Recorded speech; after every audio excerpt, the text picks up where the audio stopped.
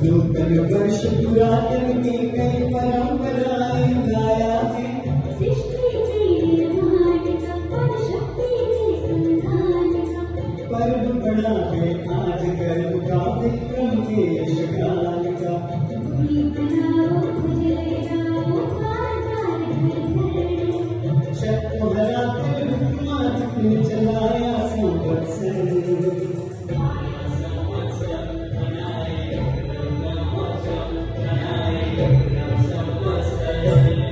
भारत का सम्राट बहुत जैनी जी बने। शत को हराते विक्रमादित्य ने चलाया संवत्सर।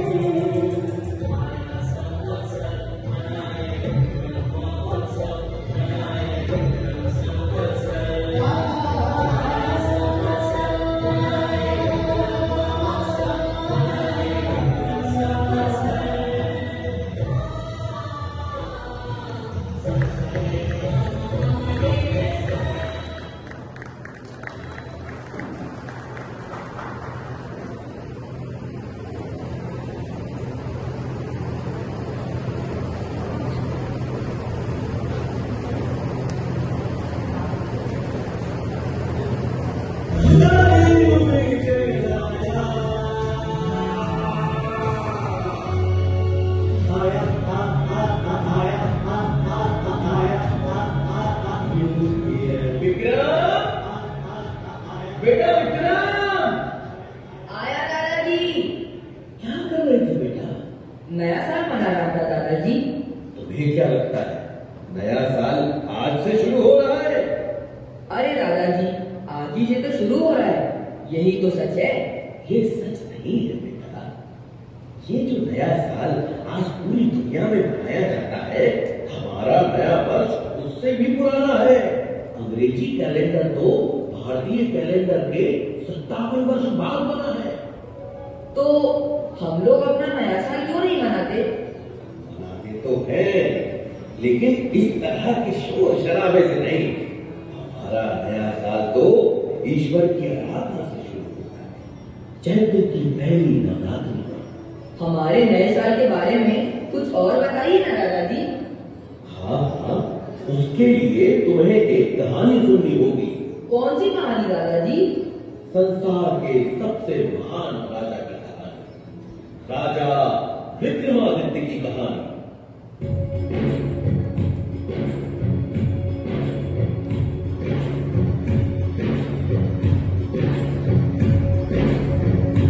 भारत भूमि में मालव देश के राजा थे गंधर्व से। शिव की कृपा से बालक उनके जन्मा विक्रम से। राजा रानी प्रजा सुखी थे उस युवराज को पाकर। पता नहीं था शकुन का राजा बैठा घात लगाकर। खुशी के इस शुभ अवसर पर उसने था पानी फेरा। छुप छुप कर हर तरफ से उसने उज्जैनी को घेरा।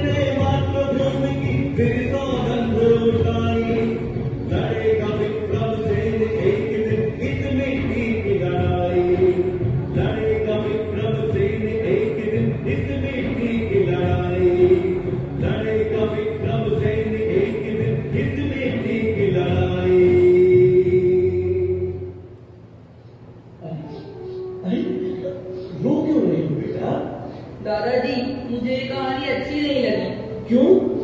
क्योंकि इसमें नहपान धोखे से जीत गया। जीतना गंधर्वसेन को चाहिए था, लेकिन वो तो लड़ाई छोड़कर चले गए। गंधर्वसेन गए क्योंकि उन्हें अपने सैनिकों और जनता की रक्षा करनी थी। उस समय शक इतने ताकतवर थे कि उनसे जीतना बहुत मुश्किल साबित था, और जितने दिन लड़ाई चलती उतना ही राज्य का नुकसान होता। इसलिए उस वक्त उन्हें लड़ाई बीच में छोड़नी पड़ी। पर विक्रमसेन के पापा तो हार गए ना। हाँ, ये तो बुरा हुआ, लेकिन अंत भला तो सब भला। कहानी के अंत में तो विक्रम ही जीतेगा। मैं जीतूंगा।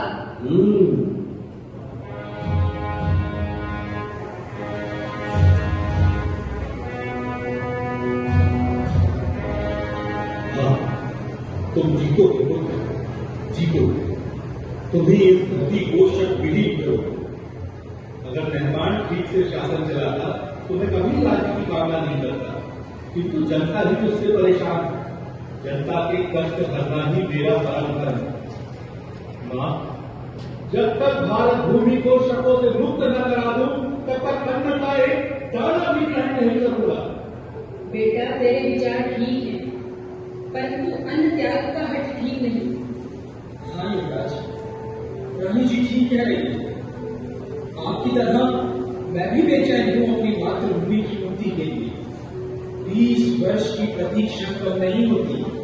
इन 20 वर्षों में जनता ने बड़े कष्ट सहे। मालवा के महाराज और महारानी को छुप छुप कर वनों में रहना पड़ा। हम सब आपके बड़े मुनि की प्रतीक्षा कर रहे थे। हे मालवा नरेश, हम सबको आपके आदेश की प्रतीक्षा है। मालवा के नरेश तो स्वयं महाकाल है। हमारा वंश तो बस उन्हीं का सेवादार है। भगवान महाकाल मेरे स्वप्न में आए और उन्होंने आदेश दिया है कि अब अवंतिका को मुक्त कराने का समय आ गया। ये तो शुभ संकेत है युवराज, किंतु हमारे पास सैनिक बहुत कम है। युद्ध में सेना की संख्या से अधिक उसका कौशल काम आता है। मैंने जो भैरव सेना तैयार की है उस पर महाकाल की कृपा है। इस भैरव सेना में ताकत और बुद्धि का सटीक मिश्रण है। हमें मेहमान की सेनाओं की रसद रोकनी होगी। रसद की कमी से वो आपस में ही कट पड़ेंगे और सही अवसर देखकर हम आक्रमण करेंगे। किंतु ये छल तो नहीं कहलाएगा तुम्हारा? तब कहलाता है जब हम शत्रु पर पीछे से हमला करें। हम तो पहले उन्हें दुर्बल करेंगे, फिर सामने से हमला करेंगे। मेहमान को संदेशा भिजवा दीजिए, वो उसके पाप का बड़ा कर चुका है। किंतु सूचना मिलते ही वो सतर्क हो जाए।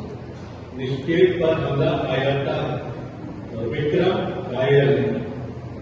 हाँ बेटा, हमले से पहले शत्रु को सचेत करना वीर का काम है। काश तुम्हारे भाई को मेरी आशा। उन्होंने जन कल्याण के लिए ही वैराग्य धारण किया। उनकी साधना का बल मेरे साथ है। जय महाकाल, जय महाकाल।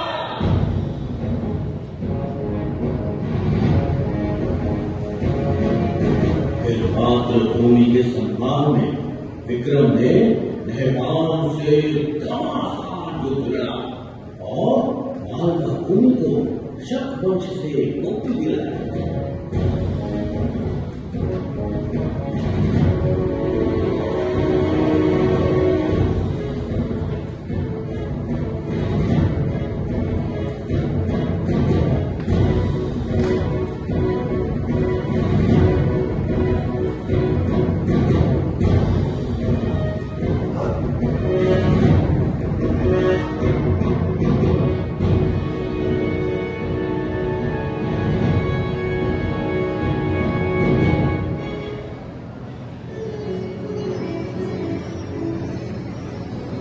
जिन शवों का सूर्य कभी नहीं उगता, आपने मालवा से त्याग कर दिया।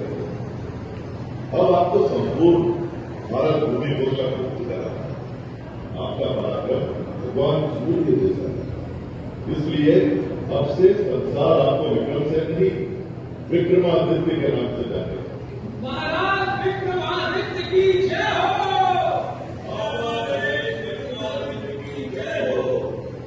महाराज शकों की विधवाओं और बच्चों के लिए क्या आदेश है? ससम्मान विधवाओं के पुनर्वास की व्यवस्था की जाए और बच्चों की शिक्षा दीक्षा राजकोष से कराई जाए। अद्भुत, महान राजा का यही रूप है कि वो अपने संरक्षण में आने वाले सभी जीवों की रक्षा करे। आपने एक नए समय का सूत्रपात किया। आपकी अनुकंपा है गुरुदेव। अवश्य कि ये समय अपनी जड़ों की ओर लौटने का, वैदिक परंपराओं की पुनर्स्थापना का। तो देवी हरसिद्धि की कृपा से मैंने अपने नवरत्न पहचान लिए हैं। इन नवरत्नों की सहायता से मैं इस राज्य का संचालन करूंगा। हनुमंतपुरी, शपनक, अमर सिंह, वास्तुकार शंकु, कालिदास, वेताल भट्ट, वररुचि, खटखपर और वराह मिहिर जैसे विद्वानों के नेतृत्व में ये राज्य 10 दिशाओं में प्रगति करेगा। जैसे ब्रह्मांड की शोभा नवग्रह से होती है, वैसे ही मालवा के ये नवरत्न मिलकर राज्य का वैभव बढ़ाएंगे। साथ ही पूर्व शिरोमणि भूदेव और आचार्य व्याड़ी को भी मैं अपने तत्वों में शामिल करना चाहता हूँ। पुत्र राजा के विचार दल में भूदेव का कहना, विद्वानों को शामिल करना तो समझ आता है, किंतु धूत शिरोमणि को कौन राजा अपने पास आने देता है? धूतों को हराने के लिए क्या सरल और निष्कपट विद्वान सलाह दे पाएंगे? भारत भूमि पर शकों का बृहद साम्राज्य, अगर हमें उन्हें इस धरती से खदेड़ना है तो उनकी धूर्तताओं को समझना होगा। मुझे लगता है इन मामलों में भूदेव की सलाहें बहुत काम आ सकती। अद्भुत, धरती के इतिहास में ऐसी समृद्ध सोच किसी राजा की ना देखी न सुनी। आचार्य व्याड़ी भले ही स्वर्ण बनाने में अब तक असफल रहे, किंतु वो लगनशील, आज नहीं तो कल अवश्य सफल हो। बार बार असफलताओं के बाद भी उनका विश्वास स्वयं से बिगड़ नहीं है। ऐसा विद्वान अवश्य ही राज्य के लिए उपयोगी साबित हो। गुरु का आश्वासन मिल गया, अब मैं निश्चिंत हूं। श्रीमान कालिदास, आपसे आग्रह है कि अपने साहित्य को जन सुलभ बनाने की दिशा में कार्य करें। अन्य सभी नवरत्नों से आग्रह करता हूं कि ज्ञान, विज्ञान, भाषा और वैदिक रीति के प्रसार की दिशा में कार्य करें। गुरुदेव, एक विचार मेरे मन में उमड़ रहा है, यदि आपकी आज्ञा हो तो कहूं। आदेश करें। मुझे देश में एक नए पंचांग की आवश्यकता महसूस हो रही है। क्या हम मालवा को समय गणना का वैश्विक केंद्र बना सकते हैं? साधु साधु, बहुत उत्तम विचार है महाराज। जैसी आज्ञा गुरुदेव। श्रीमान वराहमिहिर, मैं आपको एक बड़ा दायित्व सौंप रहा हूं। आप खगोल और ज्योतिष के ज्ञाता हैं। हमारे भारत में अब तक पूर्ण रूप से प्रामाणिक और वैज्ञानिक पंचांग नहीं है, जिसके कारण सदा ही जनता में शुभ और अशुभ मुहूर्तों के संबंध में भ्रम की स्थिति बनती है। आप काल गणना की नई व्यवस्था तैयार करिए, जो वैदिक परंपराओं पर आधारित हो और पूर्ण रूप से वैज्ञानिक हो। आपकी आज्ञा शिरोधार्य है महाराज, किंतु आपके मार्गदर्शन के बिना मेरे लिए ये कर पाना संभव न होगा। आप स्वयं सभी विषयों के ज्ञाता हैं। इस दिशा में आप आगे आगे चलें और मैं आपका सहगामी रहूं। आप ही इस विक्रम संपत्ति की प्रणेता हैं। विक्रम संपत, जैसी सभासदों की इच्छा। आज चैत्र नवरात्रि का पहला दिन है। आज से ही विक्रम संपत की गणना आरंभ करेंगे तो माता हरसिद्धि की कृपा हम सब पर बनी रहेगी।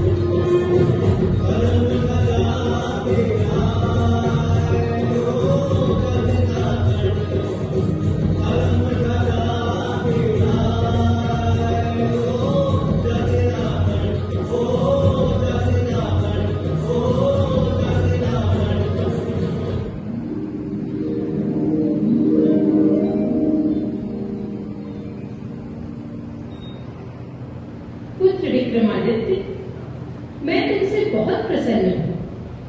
तुमने राजा बनते ही राज्य संचालन की दिशा में जैसा आमूलचूल परिवर्तन किया, उसके लिए तुम्हें अनेक आशीर्वाद देती हूँ। मैं तुम्हें ये 32 पुतलियों वाला सिंहासन देती हूँ। तुम इस सिंहासन में बैठकर न्याय कर सकोगे। मेरा आशीर्वाद है कि संपूर्ण भारत पर तुम्हारा शासन स्थापित होगा। तुम चक्रवर्ती सम्राट बनोगे, सम्राट विक्रमादित्य, न भूतो न भविष्य।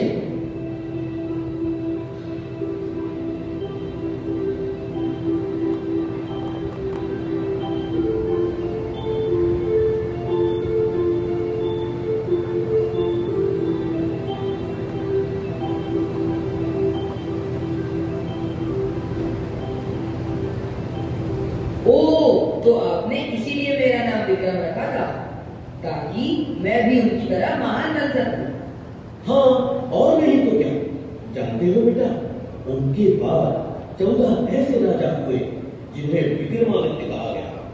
विक्रमादित्य की प्रसिद्धि के बाद उन महान राजाओं को विक्रमादित्य की उपाधि दी जाने लगी। क्या पता कल को तुम भी विक्रमादित्य कहलाओ। उनकी महानता की और कहानियां बताइए ना दादाजी। हाँ हाँ, क्यों नहीं। उनकी महानता पर जितना कहो उतना ही कम है बेटा। उनका शासन सिर्फ भारत में नहीं, आज के अरब, ईरान, इराक और मिस्र तक फैला हुआ था। और उन्होंने कश्मीर के राजा की मृत्यु के बाद संकट में पड़े राज्य में सुशासन स्थापित किया।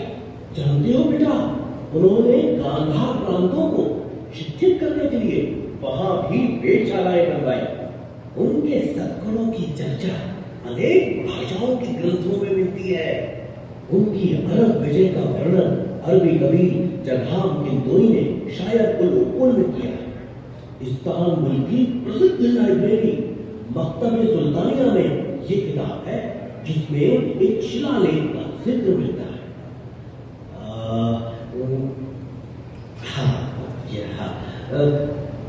बेटा, जरा उसका ये अंश तो पढ़ो।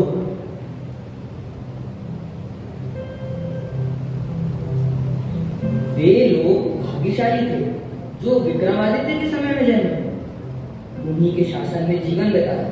वह एक दयालु, उदार और कर्तव्यनिष्ठ राजा था, जो हर एक व्यक्ति के कल्याण के बारे में सोचता था। उसने अपने पवित्र धर्म को हमारे बीच फैलाया। हिंदुस्तान के सूर्य से भी तेज विद्वानों को विक्रम ने उनके बीच भेजा, ताकि ज्ञान का उजाला उस तरफ भी फैल सके। दादाजी, मुझे विक्रमादित्य की और कहानी सुनाइए ना। हाँ हाँ मेरे बच्चे, क्यों नहीं। रुको। इन किताबों में क्या है दादाजी? इन किताबों में कहानियां हैं। इन दोनों किताबों में सम्राट विक्रमादित्य की कहानियों का भंडार है बेटा। एक है सिंहासन 32 और दूसरी बेताल 25। इसके अलावा भी उनकी वीरता, उदारता, दया, क्षमा आदि गुणों से भारतीय साहित्य भरा पड़ा है बेटा। इन्हें पढ़ो और उनके गुणों को अपने जीवन में उतार कर तुम भी उनके जैसा बनो।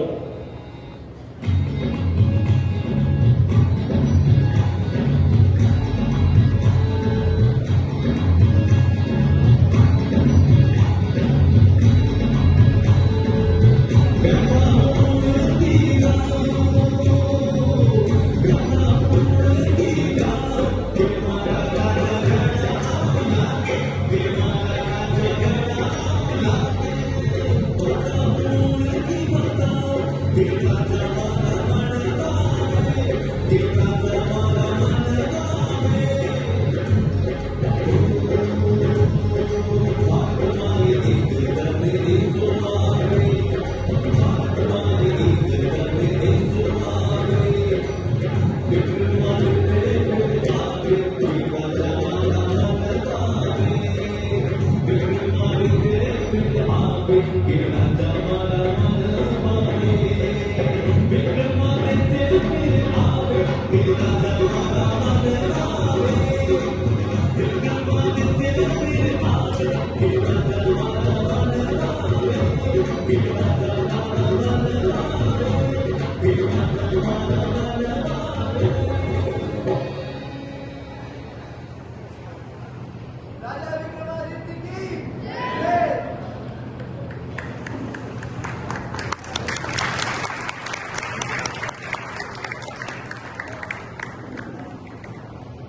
जोरदार तालियों से अभिनंदन करें पूरे कलाकारों का।